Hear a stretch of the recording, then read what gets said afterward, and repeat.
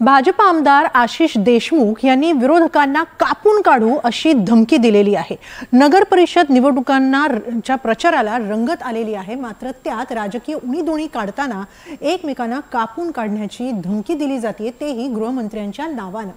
कोण आहेत आशिष देशमुख, त्यांनी कुणाला ही धमकी दिलेली आहे आणि विशेषतः सत्ताधारी आणि विरोधकांमध्ये यावरून नेमकं कशी जुंपलेली आहे, पाहूया एक रिपोर्ट। गृहमंत्री मुख्यमंत्री नागपुरातले आहे, जास्ती वळवळ केली हडकून टाकू तुल्यावर दा। मंचावरून विरोधकांना धमक्या देणारे हे आहेत भाजप आमदार आशिष देशमुख। नागपुरातील कळमेश्वर नगर परिषदेची निवडणूक रंगात आली आहे आणि यासाठी भाजपची प्रचार सभा सुरू होती।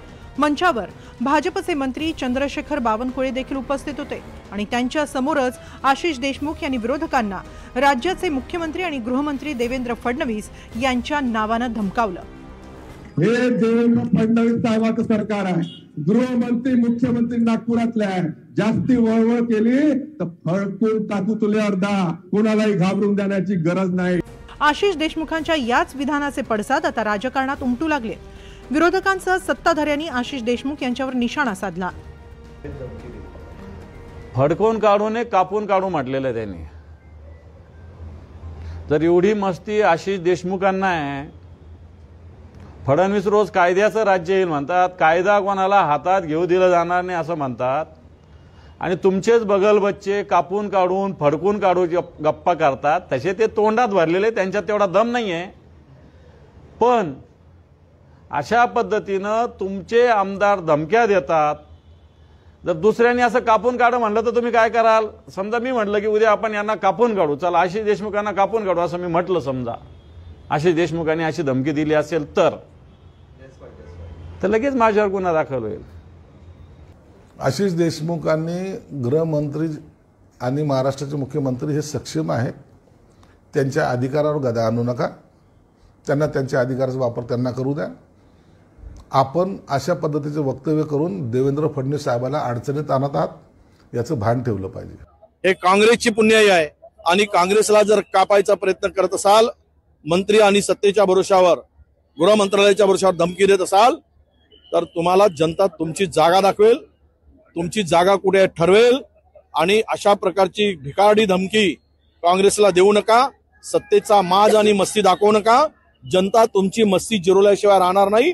हा माज कधी महाराष्ट्रातील जनता सहन करत नाही।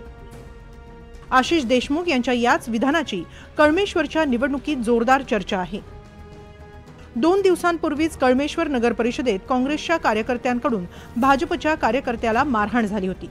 आरिफ लतीफ शेख याला कुख्यात गुंड आणि नागपूरचे माजी नगरसेवक हरीश ग्वालबंशी आणि त्यांच्या 3 साथीदारांनी जबर मारहाण केली होती। त्यात काँग्रेसच्या उमेदवाराच्या पतीचं नाव पुढे आलं होतं। पोलिसांनी आरोपी हरीश ग्वालबंशी आणि त्याच्या 3 साथीदारांना अटक केली। याच घटनेला प्रत्युत्तर देताना आशिष देशमुख यांनी चंद्रशेखर बावनकुळे यांच्या उपस्थितीत ही भाषा वापरली।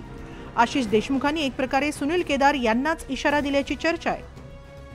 गेल्या निवडणुकीत कळमेश्वर नगर परिषदेत काँग्रेसचं पारडं जड होतं। गेल्या निवडणुकीत हेच आशिष देशमुख काँग्रेसमध्ये होते। 2019ची विधानसभा निवडणूक देखील फडणवीसांविरोधात लढले होते। 2024च्या विधानसभा निवडणुकीआधी त्यांनी भाजपात प्रवेश केला आणि सावनेर कळमेश्वर मतदारसंघातून आमदार झाले। 2017 साली झालेल्या नगर परिषद निवडणुकीत 17 जागांपैकी काँग्रेसच्या 8, राष्ट्रवादी 2, भाजप 5 आणि शिवसेनेच्या 2 जागा होत्या। सावनेर कळमेश्वरमध्ये गेल्या 20 वर्षांपासून सुनील केदारांचं एकहाती वर्चस्व आहे। 2009 मध्ये सावनेर मतदारसंघातून सुनील केदार यांना टक्कर देण्यासाठी डॉक्टर आशिष देशमुख यांनी भाजपच्या तिकिटावर प्रयत्न केला, मात्र अवघ्या 1500 मतांनी त्यांचा पराभव झाला। यापूर्वी सुनील केदार यांच्या आधी डॉक्टर आशिष देशमुख यांचे वडील रणजित देशमुख हे सावनेर मतदारसंघाचे आमदार होते। केदार आणि देशमुख कुटुंबांमध्ये सुरुवातीपासूनच राजकीय वैमनस्य आहे।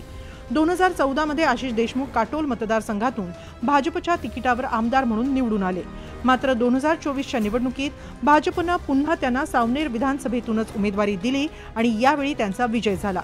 आशिष देशमुख आणि सुनील केदार यांच्यातील राजकीय वादामुळे नगर परिषदेच्या निवडणुकीतही तणाव कायम राहिला।